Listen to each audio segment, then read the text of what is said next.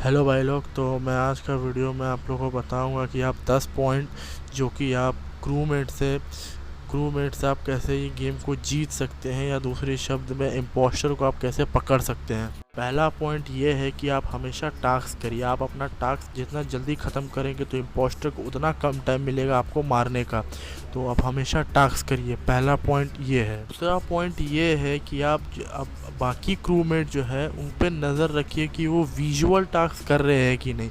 Visual task होता है जिससे आप भी देख सकते हैं कि वो टास्क कर रहा है कि नहीं, या फेक टास्क कर रहा है कि नहीं। जैसे विजुअल टास्क होते हैं, मिड लैब में बॉडी स्कैन होता है, कचरा निकालने वाला भी एक होता है, जो वो स्टोरेज साफ़ कर रहा होता है, स्टोरेज के नीचे मिलता है, वो एक होता है। एक वेपन्स में आपको मिलता है एस्ट्रॉयड मारने का, वो एक विजुअल होता है। आप ये सब में भी ध्यान रखा करिए कि कौन कर रहा है विजुअल टास्क और कौन नहीं।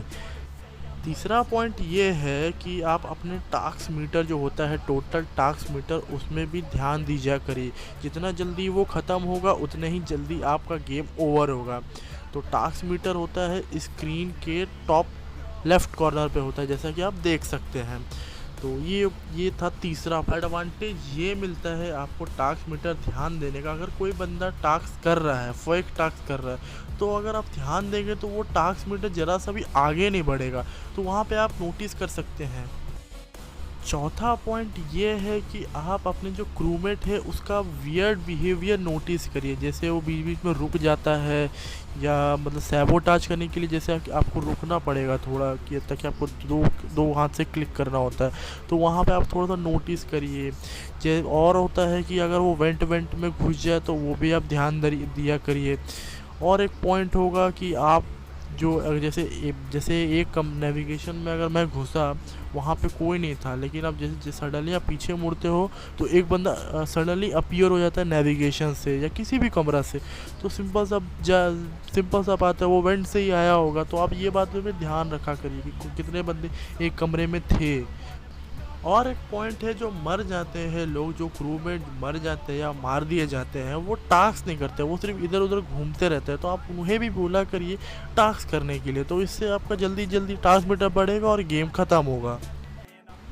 और एक इम्पॉर्टेंट टिप ये है कि जो सिक्योरिटी में जो कैमरास होते हैं उनका भी आप इस्तेमाल करिए। वो भी काफ़ी यूज़फुल होते हैं, क्योंकि कोई कोई बंदे होते हैं वो कॉरिडोर में ही मार देता है। अगर कैमरा में रहेंगे तो आपको ये पता चल जाएगा कि कौन से कलर का था। अगर आप नाम नहीं देख पाएंगे, कम से कम आपको कलर याद होगा। तो make use of security camera. जैसा कि आप स्क्रीन पर देख सकते हैं, दो बंदे ऑलरेडी कैमरा में बैठे हुए हैं, तो इन दोनों में से कोई इम्पोस्टर निकल सकता है। लेकिन मैं जिस तरीके से खड़ा हूँ, मैं शायद ही इन्हें देख पाऊँगा, शायद ही ये मेरे को देख पाएंगे। तो आप makes use of security camera, very very important for the game. सातवां पॉइंट ये है कि आप अगर किसी को आप पे शक होता है या कोई बंदा वेंट से निकलता है, तो इमरजेंसी बटन का इस्तेमाल करिए। जहाँ पे आप स्पॉन होते हैं वहीं पर ही आपको एक इमरजेंसी बटन का एक एडवांटेज मिला जाता है, तो आप उसे इस्तेमाल करिए।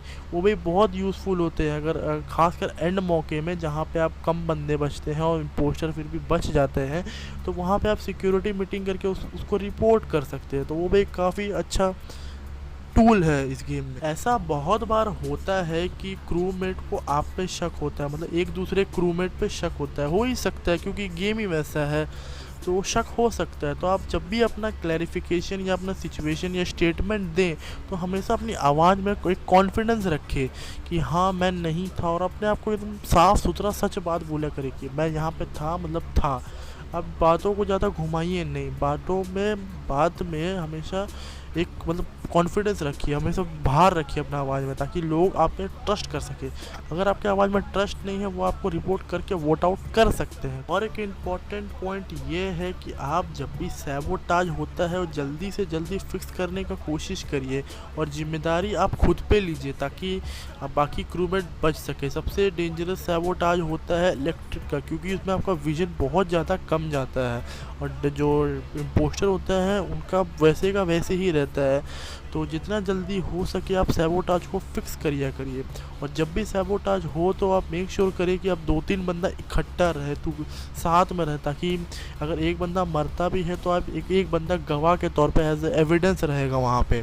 तो ये भी आप ध्यान रखा करिए। सैबोटाज के वक्त भटकिए मत अकेले अकेले, सब एक साथ जाइए और फिक्स करिए उसको।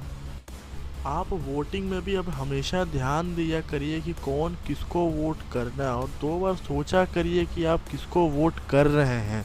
जैसे अगर कोई बंदा स्किप करता है या मतलब जो किसी को डिफेंड कर रहा है, तो आप ध्यान में रखा करिए कि इस बंदे ने इसको डिफेंड किया था, तो वो भी इम्पोस्टर हो सकता है, क्योंकि अपना साथी को कोई डुबाएगा नहीं, सीधा सा बात है। तो इसमें भी आप ध्यान दिया करिए। अगर आप श्योर नहीं है तो आप स्किप करिए, क्योंकि आप अंधाधुंध किसी को भी वोट आउट नहीं कर सकते। अगर लास्ट मौके पे आप में अगर ऐसा गलती होता है तो आप सीधा हार जाएंगे, क्योंकि उसको सिर्फ एक ही बंदा को मारना होगा जो कि वो ऐसे ही मार देगा। तो आप ये भी ध्यान दें। यही थी कुछ बातें जो कि आपको ध्यान रखनी है जब भी आप as a crewmate among us खेलें। अगर आपको ये वीडियो पसंद आता है या यूज़फुल रहता है तो प्लीज़ इस वीडियो को लाइक करिएगा और चैनल को सब्सक्राइब करिएगा। तब तक मिलते हैं नेक्स्ट वीडियो में।